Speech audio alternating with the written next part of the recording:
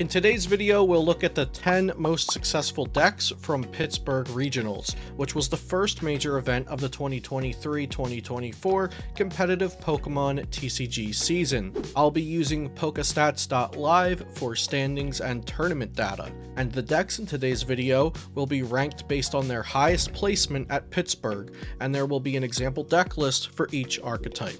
If you enjoyed today's video, remember to subscribe for more Pokemon TCG content. If you'd like to support my channel, you can do so by using code CELIO5 at pokecollect.com for a wide selection of sealed products, pre-orders for new releases, and unique mystery box items. And use code CELIO at potownstore.com when shopping for Pokemon TCG Live code cards, or use my affiliate links for Dragon Shield sleeves, my favorite card sleeves to use, and Into the AM apparel for comfortable and passionate clothing. Now let's look at the 10 best performing decks from the Pittsburgh Regional Championships. Number 10 is a three-way tie between Rapid Strike Inteleon Urshifu, DTE Mew VMAX, and Charizard EX. The highest placing Inteleon Urshifu at the tournament was 46th place, piloted by Gibson Archer Tang. The highest placing DTE Mew VMAX was 53rd place, piloted by Aaron McCann. And the highest Charizard EX deck was 59th place, piloted by Christopher Wigglesworth. Alex Szymanski, who placed 11th at the World Championships with Inteleon Urshifu VMAX, played a very similar list to Pittsburgh Regionals and placed within the top 128 with the list. In Alex Szymanski's post-event tweet, he suggested cutting the Spiritomb and the Giacomo from the list for more playable cards. Inteleon Urshifu could have performed really well at this event because Turbo Lawson box was pretty popular, as was Gardevoir EX, and Inteleon Urshifu has good matchups against both of those, but I think all of the Lugia V-Star Archeops decks and Inteleon Urshifu just having some clunky setups now and again kept the deck from performing any better.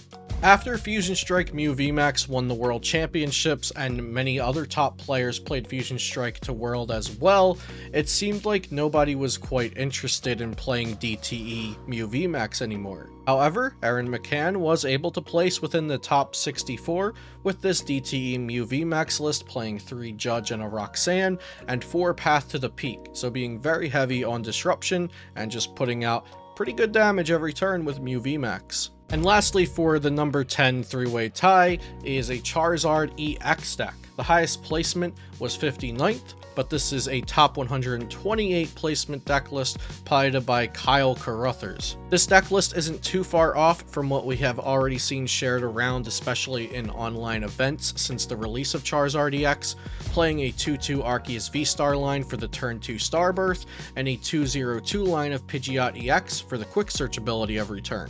Notably, I think Charizard EX will start to see more play and also more success after the 70 HP Charizard is released in the Scarlet and Violet 1 Find for 1 set, because that extra 10 HP actually makes a difference when there's so many Lost Zone decks in the format and in the metagame, and Sableye is going to have a bigger problem against the 70 HP Charmanders compared to the 60 HP ones. Next at number 10 was Colorless Lugia, placing 24th, piloted by Gabe Shumway. The Colorless Lugia variant removes the single strike energy and single strike attackers to focus more on Pokemon using colorless energy costs like Snorlax, Weirdeer, and Drapion V, as well as a Radiant Charizard and a couple of Luminous energies. Although the single strike Lugia has been more streamlined and consistently performing higher, I do think that the Colorless Lugia variant is still pretty good, and it's also done really well in Japan as well. Next at number 8 is Gardevoir EX, and Gardevoir EX's highest placement was 11th place, piloted by Michael Davidson. Gardevoir EX is still really good, and don't undermine it just because it's number 8 in today's video, because there was a large variety of decks that performed well, and note that this Gardevoir EX deck did place 11th, so even though Gardevoir is ranked 8th today,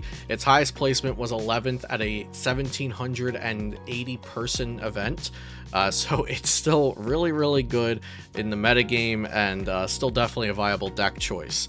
The big decision to make when building your Gardevoir deck is, are you going to run 12 basic Psychic Energies or 10 basic Psychic Energies with 2 Reversal Energies? And then the Pokemon line can change a little bit depending on if you want to run 2 Zacian V or 1 Zacian V, and some people choose to run a Lumineon V in the deck as well. Next is Turbo Lost Zone Box, which the highest placement for this archetype was 10th place, piloted by Nicholas Moffat. Like many players this weekend, Moffat decided to run a split of Forest Seal Stone and Sky Seal Stone, since Lugia was bound to be very popular for this event, and Sky Seal Stone doesn't only help against Lugia, but it helps against Giratina V-Star, Arceus V-Star, Inteleon VMAX, and Mew VMAX. The most notable part about Nicholas's list is probably the 4 Super Rod, since I don't think we've really seen that before in a high placing deck. Nicholas also played 2 Raihan, which was pretty notable, and I actually played 2 Raihan in my Turbo Lost Zone Box deck list this weekend as well.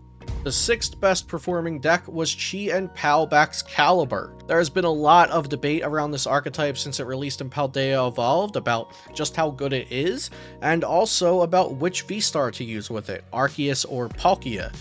Well, Lucas Zing, the top placing Chien-Pao player at 7th place, making it all the way into top 8, decided to play no V-Star Pokemon, just a 2-2 Bibarel line for the support for Chien-Pao and Baxcalibur. Notably, Lucas played 2 Canceling Cologne and 4 Pokestop, which is a higher count of both of these cards than we're used to seeing, but it worked out for him this weekend, placing top 8 at the largest regional championships ever.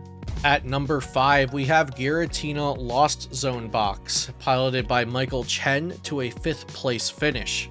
Giratina Lost Zone Box was poised to be one of the top decks for this event, and some were even calling it the best deck in the format. Although it didn't win the event, it did place in top 8, top 16, and multiple placements within top 32.